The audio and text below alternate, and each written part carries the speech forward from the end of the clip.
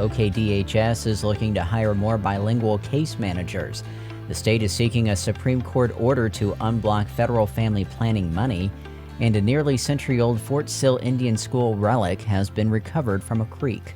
We'll have details coming up on the KGOU AM NewsBrief for Thursday, August 15th. I'm Nick Daniels. The Oklahoma Department of Human Services is hiring more case managers to help people with disabilities to connect with state support services.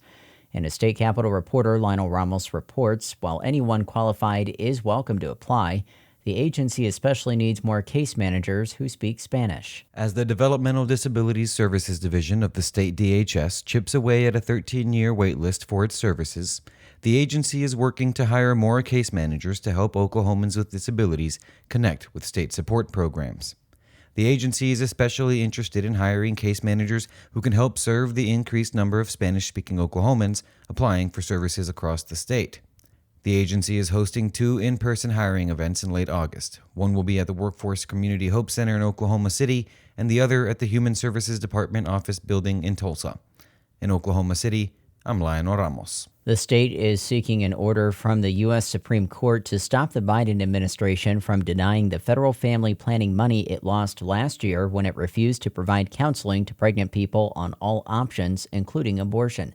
State Impact's Jillian Taylor reports the state is asking the court to act by August 30th. In July, a U.S. appeals court rejected the state's arguments on why it should receive federal family planning money under Title X. Now, Oklahoma is seeking relief from the Supreme Court in an emergency application sent to Justice Neil Gorsuch last week. Gorsuch oversees emergency state matters. Phil Bacharach, the communications director for the Oklahoma Attorney General Gendner Drummond, told State Impact Drummond appreciates the court's consideration and hopes justices see the case as, quote, a clear example of federal overreach. The federal government is giving the court until August 30th before it distributes Oklahoma's 2024 funding to other entities. For State Impact, I'm Jillian Taylor. The executive director of the Oklahoma Broadband Governing Board is getting a hefty raise. OPMX's Anna Pope reports the board approved the salary increase of more than $16,000 this week. The board oversees the Oklahoma Broadband Office, which is charged with making a pathway for 95% of the state to internet access by 2028. According to nonprofit newsroom Oklahoma Voice, the office's executive director, Mike Sanders, will have a new salary of $201,175. The board also discussed Sanders' performance evaluation during a board meeting Tuesday. Jim Meek, chair of the board, said Sanders passed the evaluation and his performance exceeded or met standards. He says the raise was first talked about early last month, but its approval was delayed until this week. Sanders thanked the board for its confidence and said he will not disappoint the members, according to Oklahoma Voice. In Oklahoma City, I'm Anna Pope.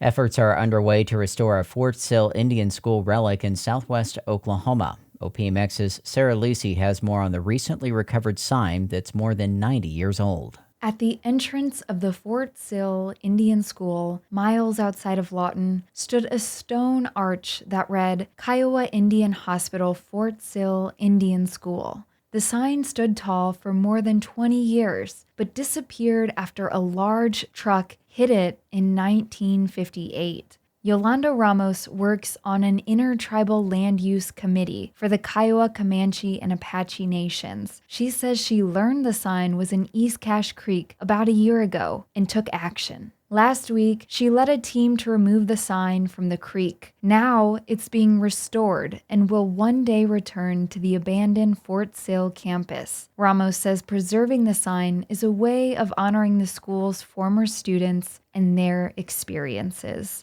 I'm Sarah Lisi. You'll find more news at our website, kgou.org. We also invite you to follow the KGOU PM NewsBrief podcast. New from the Embedded podcast. Female athletes have always needed grit and talent. But for decades, they've also needed a certificate. There was chit-chat about, is that really a woman? And even now, they're still being checked and questioned. Their story is the newest series from CBC and NPR's Embedded. It's called Tested. Listen wherever you get your podcasts.